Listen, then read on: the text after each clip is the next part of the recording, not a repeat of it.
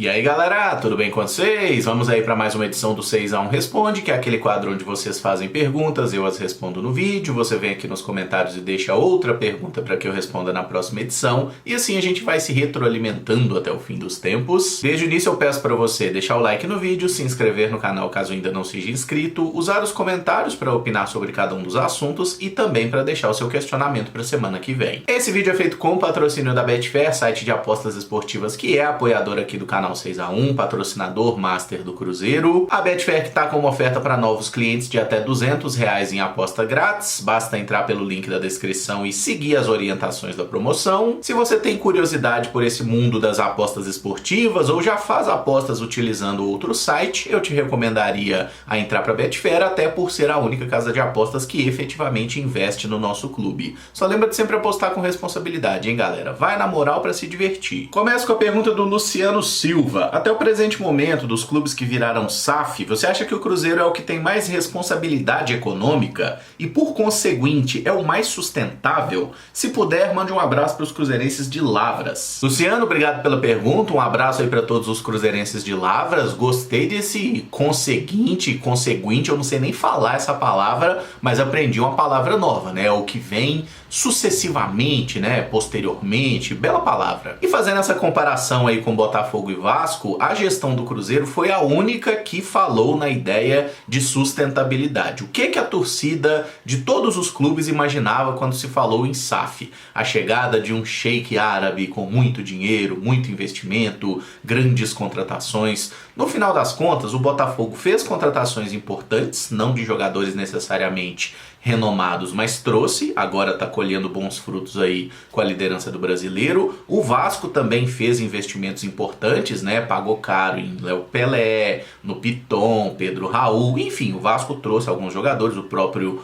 Orelhano que muitos cruzeirenses queriam aqui. Dos três, o Cruzeiro, na figura do Ronaldo, do Gabriel Lima, do Pedro Martins, eles sempre bateram muito na tecla da responsabilidade financeira, de todas as dificuldades que o clube tem e tudo mais. E sim, das três aí comparando, o Cruzeiro é o que tem falado e o que tem agido de forma mais responsável, mais sustentável. Isso sempre foi colocado, inclusive, no contrato de compra do Cruzeiro. Quando o Ronaldo faz a compra lá, com aporte de 50 milhões, sendo que o valor da compra do clube era de 400 milhões, mas os outros 350 poderiam ser aportados através das receitas incrementais. O que é? Fazer o Cruzeiro arrecadar mais do que a média dos últimos anos. Com isso, o Ronaldo não precisa tirar o dinheiro do bolso e colocar no clube. Ele claramente está apostando na capacidade de gestão dele e da equipe dele. E isso fez com que a maioria das pessoas colocasse o Cruzeiro como a pior SAF, a SAF mais barata e tudo mais. São pontos de vista. Se você quer considerar apenas o investimento que a empresa ou o investidor em si é obrigado a fazer no clube, de fato o Cruzeiro foi o que gerou ou o que necessitaria de um menor investimento. Mas o Cruzeiro nesse momento tem sido a SAF que melhor alcançou os objetivos propostos pela gestão. Por quê? Vamos lembrar de como estava o Botafogo quando se transformou em SAF. Já tinha subido para a Série A. O Botafogo fez uma primeira temporada de Série A de manutenção e agora está fazendo um belo campeonato brasileiro. Se o Botafogo for campeão brasileiro, aí eu acho que a gente vai considerar que o Botafogo é a SAF melhor sucedida, mas isso vai demorar alguns meses para a gente ter a confirmação. No caso do Cruzeiro, no primeiro ano de SAF já conseguiu o acesso da Série B para a Série A e agora está fazendo uma campanha de meio de tabela na primeira divisão, que era o esperado. O Vasco subiu com muita dificuldade ano passado, né? Precisando inclusive recorrer do último jogo lá em Itu. Se perde aquele jogo, o Vasco não tinha subido. Nessa temporada o Vasco fez a escolha por um técnico muito fraco, na minha opinião, que é o Barbieri, né? Que não fez um bom trabalho por lá e agora eles estão aí na zona de rebaixamento. Então, quando a gente considera os objetivos e a forma como foram alcançados, acho que o Cruzeiro até o momento está fazendo um trabalho muito bom, o que não significa nada para o futuro, tá? A gente precisa sempre estar cobrando essa questão do Cruzeiro seguir acertando nas contratações, opções, sendo responsável, e me parece que a questão financeira do Cruzeiro, ela vai ser organizada a partir do momento que a gente conseguiu a aprovação da recuperação judicial, tudo entra aí no fluxo de caixa e com o tempo o clube vai conseguir ir pagando suas dívidas como tem que ser, né? Até o momento o Cruzeiro com o Ronaldo não tem deixado de honrar nenhum dos seus compromissos, está pagando salário tudo certinho, é colocar no fluxo de caixa, caminhar. Se o time tiver o sucesso esportivo que nessa temporada é ficar na metade de cima, uma vaga na Sul-Americana ou até na Libertadores, pro ano que vem a situação provavelmente já estará melhor. Pedro Trindade pergunta, por que o Machado tem cadeira cativa no Cruzeiro? Nos outros dois clubes que ele passou, o Grêmio, onde foi revelado, ele nem era tido em conta no plantel. E no São José ele era reserva na Série C em 2019. Pedro, obrigado pela pergunta. Eu acho sinceramente que você está partindo de uma premissa falsa, tá? O Felipe Machado não tem cadeira cativa no elenco do Cruzeiro. Inclusive, quando a gente olha a montagem de time, né, o início do trabalho do Pepa, o Felipe Machado não era titular no time ideal do técnico português. O meio-campo era Richard, Ramiro e Matheus Vital. Infelizmente, Richard e Ramiro deixaram de ser opções, um por lesão, outro por problemas do passado, que agora já foi embora lá para o futebol turco, e aí o Felipe Machado ganhou mais espaço, assim como o Alisson, assim como o Neto Moura, mas esses outros dois não conseguiram aproveitar tão bem. Você fez essa pergunta antes do jogo contra o Vasco, né, que o Machado faz o gol da vitória, então eu nem vou considerar esse último jogo, porque seria desonesto da minha parte. Mas o Felipe Machado, entre os atletas de meio campo, é o jogador mais efetivo do Cruzeiro na Série A até o momento. Ele tem 3 assistências para gol. Concordo que o Felipe Machado precisa melhorar muito na recuperação de bolas. Ele é um cara que está sempre correndo, se esforçando, mas ele não tem uma grande aptidão nisso, né? Ele não é um bom ladrão de bolas, isso já está mais do que comprovado, mas é um jogador que tem suas virtudes. Ele consegue ajudar o Cruzeiro de uma forma ou de outra. Dos 28 jogos do Cruzeiro na temporada até o momento, o Felipe Machado foi utilizado em 22. Ele foi titular em 12 e veio do banco em apenas 10 oportunidades. Por tudo isso dá pra gente concluir que Felipe Machado não tem cadeira cativa no time do Cruzeiro. Ele tá jogando nesse momento porque o técnico perdeu opções no meio-campo e porque o Neto Moura e o próprio Alisson acabaram, né, tendo muitos problemas ou de ruindade, o Neto Moura não está fazendo uma boa temporada, ou muitas pausas por lesões, né? O Alisson já teve aí umas 3 vezes que precisou ficar fora de partida por dores no joelho, teve aquele episódio de indisciplina no início da temporada também. O Ian Lucas, que vinha sendo muito utilizado no Campeonato Mineiro, perdeu espaço com o Pepa. Enfim, o Felipe Machado está jogando porque a concorrência não está fazendo melhor que ele. O Álvaro Samir pergunta, o Atlético Paranaense trazendo o Kaká por empréstimo com opção de compra de 17 milhões. O Cruzeiro está comendo mosca, podia disputar. Se tem 16 milhões para trazer uma incógnita do esporte, por que não um zagueiro que conhecemos bem e tanto precisamos? Álvaro, obrigado pela pergunta. Você fez, na verdade, foi um comentário e eu coloquei como uma pergunta porque é um assunto que eu gostaria de dar o meu pitaco também. Sobre a negociação do Kaká, que está sendo informada pelo pessoal lá do Globoesporte.com, ele está vindo por empréstimo, tá? Ele não está sendo comprado por 17 milhões, ele está vindo por empréstimo até o final do ano que vem, com uma opção de compra, se o Furacão quiser, paga 17 milhões nele. Nesses moldes de negociação, eu tentaria trazer o Kaká para o Cruzeiro. Sei que o valor final da compra é muito alto, né? 3 milhões e meio de euros num zagueiro é dinheiro para burro, mas acho que o Kaká mostrou no Cruzeiro ser um zagueiro bom, é um cara novo, tem bastante potencial de evolução, mas eu passei boa parte desta terça-feira olhando lances, tá, do time dele, o Tokushima Vortis na 2ª divisão japonesa, olhei lances de jogos do Kaká, estatísticas dele, ele não tem jogado aí nas últimas partidas, eu não identifiquei o motivo, não vi nenhuma informação de lesão, mas ele só jogou até a 11ª do campeonato japonês e não tem sido nem relacionado mais. Dos 10 jogos que o Kaká jogou nessa temporada, o time dele não ganhou nenhum. O time dele é realmente muito ruim, tá lutando contra o rebaixamento na 2ª japonesa. A temporada atual do Kaká também não é boa, pelo que eu vi de alguns lances aí de gols sofridos do time. Tem erro ali de tempo de bola, que o Kaká sobe e não alcança a bola de cabeça, tipo os erros do Luciano Castan em algumas partidas. Tem um gol contra do Kaká também, tem lance que ele é driblado até com uma certa facilidade. Pra mim ficou claro que o Kaká não tá vivendo um bom momento lá no futebol japonês. Na temporada passada ele foi muito bem, inclusive esse mesmo clube, o Tokushima Vortis, teve ali uma das melhores defesas, chegou a brigar de fato pelo acesso, não conseguiu, mas teve na briga pelo bom desempenho defensivo. E nessa temporada não tem sido o caso, tá? Com o Kaká ou sem Kaká o time é ruim, mas sem o Kaká pelo menos eles conseguiram vencer algumas partidas. Então assim, se fosse pro Cruzeiro pagar 15 milhões, 10 milhões que fosse no Kaká, eu pensaria, sabe, com muita cautela. Agora, um empréstimo de 1 ano e meio, né, você podendo trazer o jogador, botar ele em campo, ver se ele volta a jogar no mais alto nível e aí comprar ou não de acordo com o rendimento dele, eu acho que seria uma boa negociação. Se eu fosse o Cruzeiro,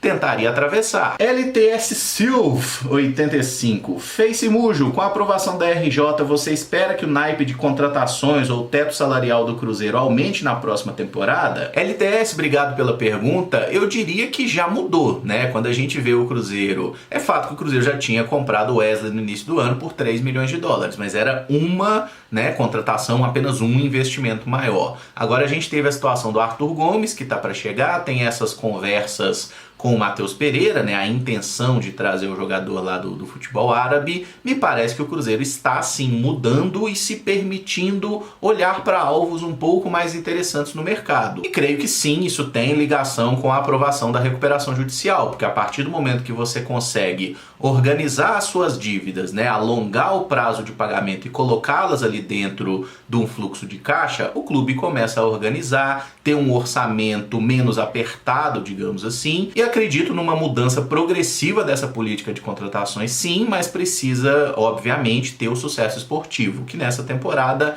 é a permanência na Série A, de preferência conseguindo uma vaga para uma competição continental. Aí pro ano que vem a gente vai poder ter uma condição um pouco melhor e a cada objetivo que a gente alcançar, a temporada seguinte passa a ser um pouco mais feliz ou um pouco menos sofrida. O Juan Silva pergunta: o que você acha do volante Luiz Gustavo, aquele do 7-1? Ainda joga? Seria uma boa opção? Juan, obrigado pela pergunta. O Luiz Gustavo ainda joga sim, inclusive está livre no mercado após deixar o Al Nassr da Arábia Saudita, quando ele estava parceirando lá com Talisca, Cristiano Ronaldo. Acabou o contrato dele na Arábia, ele tá aí livre, pode se transferir para qualquer clube, vai completar 36 anos agora, nesse mês mesmo de julho. Ele foi titular em 32 das 34 partidas do Al Nassr na última temporada, marcou 5 gols, deu 4 assistências. É um volante de boa qualidade técnica, né? Um jogador alto, 1,87 m, um volante canhoto, que tem bom passe, faria muito bem o papel ali do camisa 5, né, que nesses últimos jogos o Matheus Jussa tem se firmado por ali e o Cruzeiro ficou buscando muito um jogador desde a saída do Richard. O problema do nosso querido Luiz Gustavo é que o salário dele é alto, né, ele estava lá na Arábia ganhando um bom dinheiro. A carreira do Luiz Gustavo foi bem consistente, né, ele não chega a jogar em nenhum grande clube aqui do futebol brasileiro, ele começa no CRB, joga lá, joga no Corinthians de Caicó também, que é um clube também alagoano, vai muito jovem para o Hoffenheim, se destaca na Alemanha, é comprado pelo Bayern de Munique, faz 3 temporadas no Bayern, onde ele oscila um pouquinho, tanto que em 2014, quando tem o fatídico 7-1, o Luiz Gustavo já estava no Wolfsburg, ele já tinha sido negociado pelo Bayern de Munique com o time da Volkswagen. Ele fica na Alemanha até 2017, vai depois para o Olympique de Marseille, joga 2 temporadas na França, depois vai para a Turquia, defendeu o Fenerbahçe, joga mais 3 temporadas no Fenerbahçe, e aí jogou esse último ano na Arábia Saudita, onde teve aí um bom desempenho. Você olha para os números dele de estatística de roubada de bola, de ganho ali de disputas e tudo mais, qualidade de passe, é um bom jogador. Tecnicamente o Luiz Gustavo tem recurso. Fisicamente causa alguma preocupação, porque ele tá para completar 36 anos e ele vinha de uma liga muito pouco competitiva, né? Nós estamos falando de um time que tem na temporada inteira, né, num ano inteiro, 34 jogos para disputar. Então o espaço entre as partidas é muito maior, de recuperação, coisa que aqui no futebol brasileiro normalmente não se tem. Esse ano até seria possível, né? Porque o Cruzeiro está envolvido só no Campeonato Brasileiro, então tem jogado apenas uma vez por semana, só que eu acho bem difícil encaixar o Luiz Gustavo dentro da política salarial do Cruzeiro. E a gente tem informação aí do clube tentando fazer um esforço grande para trazer o Matheus Pereira, né? Que seria um jogador para melhorar o desempenho ofensivo. Não sei se o Cruzeiro estaria tão disposto a pagar alto num jogador que é um volante, é um cara que ajuda, que marca bem, que organiza ali o time, mas não é um cara que vai fazer a diferença lá na frente com muitos gols, muitas assistências. Luiz Gustavo não é um jogador ruim, ele é um bom volante, acho até meio paia, né, ficar marcado pelo 7-1, mas infelizmente ele estava lá, o que eu posso fazer por ele, né? Mas é um bom jogador, só que eu acho muito improvável que venha por essa questão financeira aliada à idade já avançada. Lucas Henrique Leves pergunta: essa é uma curiosidade meio idiota que tenho. Como funciona o envio de uma proposta para algum jogador ou clube? Tem algo mais formal, tipo em documento que é enviado? Ou o cara vai lá e faz uma ligação meio que informal e faz a proposta? Lucas, obrigado pela pergunta. Não é uma dúvida idiota, tá? E eu diria para você que uma coisa sucede à outra. Por quê?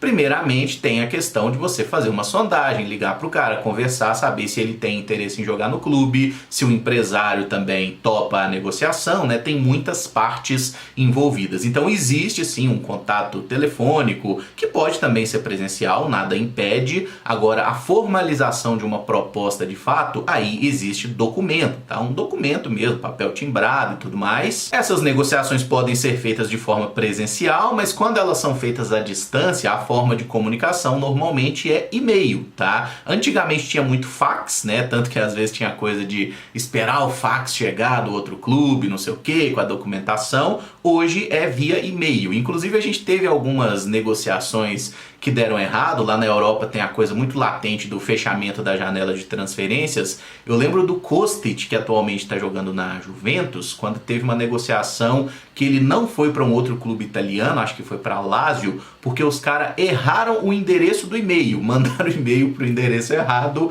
acabou não chegando a documentação a tempo e o jogador ficou lá no Frankfurt. Na época que eu trabalhei com assessoria, eu já cheguei a ver algumas propostas e normalmente enviadas por e-mail mesmo, tudo detalhado ali, até proposta de contrato, tudo via e-mail mesmo. Tá? Então é o modo que se oficializa as negociações, mas é claro que tudo tem que dar entrada nas federações para que tenha validade, né? Existe a assinatura e existe o registro, é o que a gente normalmente aqui no Brasil fala do BID da CBF. Para fechar, o Felipe pergunta: já pensou em ser comentarista em transmissões ao vivo do Cruzeiro? Acho sua dicção muito boa. Felipe, muito obrigado pelo elogio. Pensar eu já pensei e tô aí à disposição. Quem quiser me convidar, chama nós que eu tô indo, tá? Nunca recebi nenhum tipo de convite sobre isso. Ah, por que você não transmite no canal 6x1? Porque eu não vejo o menor sentido em ter mais um canal transmitindo, né? A gente já tem as transmissões convencionais de TV, já tem transmissão de rádio. Aqui no YouTube mesmo tem o canal do Samuel, que faz uma transmissão muito boa, tem o canal do Diogo,